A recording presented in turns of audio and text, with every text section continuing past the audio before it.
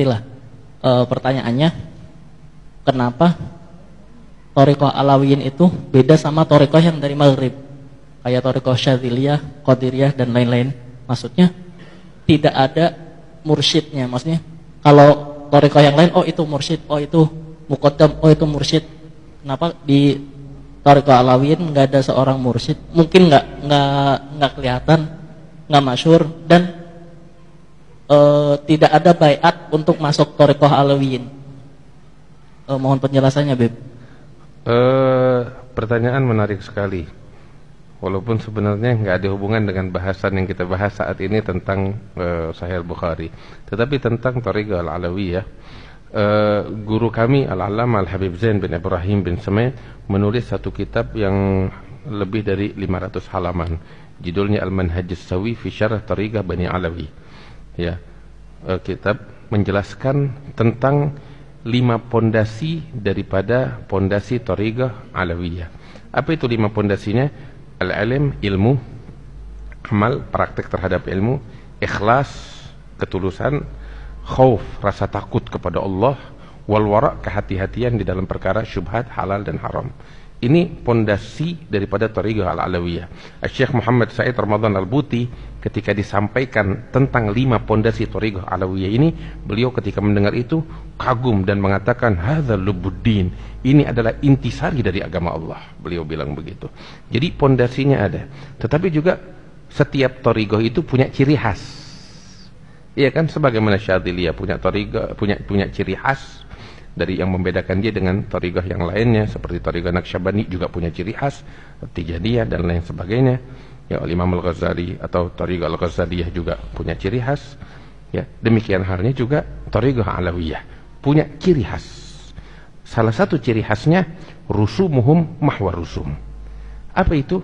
Tadi antum sebutkan tentang Thariqah lain itu ada bentuk fisiknya. Ya kan, ada atributnya seperti mursyid Thariqah dan lain sebagainya, ya, baiat atau lain sebagainya. Dalam Thariqah Alawiyah bukan tidak ada, ada banget. Tentang baiat saya tahu betul ada yang namanya bai'ah. Bahkan saya secara pribadi, kita waktu masa di Hadramut kita dibaiat oleh guru kami Al-Habib Umar bin Muhammad bin Salim bin Hafidh. Terus juga bahkan di dalam Thariqah juga disebutkan oleh Al-Habib Idrus bin Umar Al-Habsyi, yaquluna bi akhdhil bai'ah wa talqin wal khirgah. Mereka ada yang namanya bai'ah, ada yang namanya khirgah, ada yang namanya talqin. Bahkan Al-Habib Salim bin Ahmad bin Jindan juga di dalam kitabnya Al-Uqudud Durriyah itu menyebutkan sanad al-bai'ah di dalam Thariqah, sanad al-khalwah di dalam Thariqah, sanad al-talqin di dalam Thariqah Al-Alawiyah, sanad rantaian periwayatan apa lagi namanya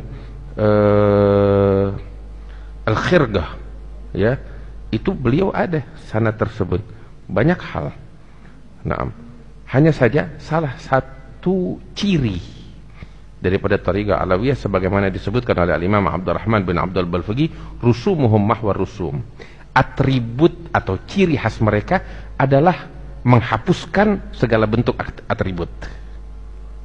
Jadi atribut mereka apa itu? Atributnya adalah menghapus atribut. Ente nggak bakal lihat atributnya mereka, nggak kelihatan. Mereka membaur kemana aja, nggak usah jauh-jauh. Lihat kayak tokoh-tokoh habaib kita sekarang, Habib Umar bin Hafidh, Habib Bakar Masyhur, Habib Salim Syatiri. Mereka adalah simbol-simbol Thariqah. Tetapi lihat, apakah ada atribut khusus yang mereka miliki? Enggak. Ya, mereka masuk ke mana aja. Tetapi mereka pun punya jati diri, punya identitas yang membedakan mereka dari yang lain. Tetapi identitasnya ini ya seperti itu, enggak nampak, masuk kepada semuanya. Ada salah satu ciri Thariqah Alawiyah. Terus juga seperti tadi saya katakan tentang talqin mereka ada, tentang bai'ah mereka ada, asanid juga semuanya ada lengkap, ya. Tetapi mereka juga punya ciri khas. Salah satunya juga antum tadi sebut tentang Thariqah Syadziliyah, Thariqah Ghazaliyah. Ya, di dalam kitab Tajul A'ras yang dikarang oleh Al-Habib Ali bin Husain Al-Attas, ketika menyebutkan tentang Thariqah Alawiyah, salah satu cirinya mereka atau warna mereka itu adalah penggabungan antara Thariqah Syadziliyah dengan Thariqah Al-Ghazaliyah. Apa itu? Thariqah Al-Ghazaliyah ini lebih condong kepada riyadhah, kepada penempaan mujahadah, penempaan jiwa, hati, ya, untuk kesucian jiwa sanubari mereka. Makanya kita dapetin dalam kitab Ihya Ulumuddin keras banget, kita disuruh begini, kita disuruh begitu. Ada Thariqah Al-Ghazaliyah, artinya usaha yang nyata untuk pensucian jiwa. Nah, ini dilakukan oleh Sadatun Al-Alawiyin dan dijadikan kitab-kitab Al-Imam Al-Ghazali adalah kitab sebagai rujukan utama mereka.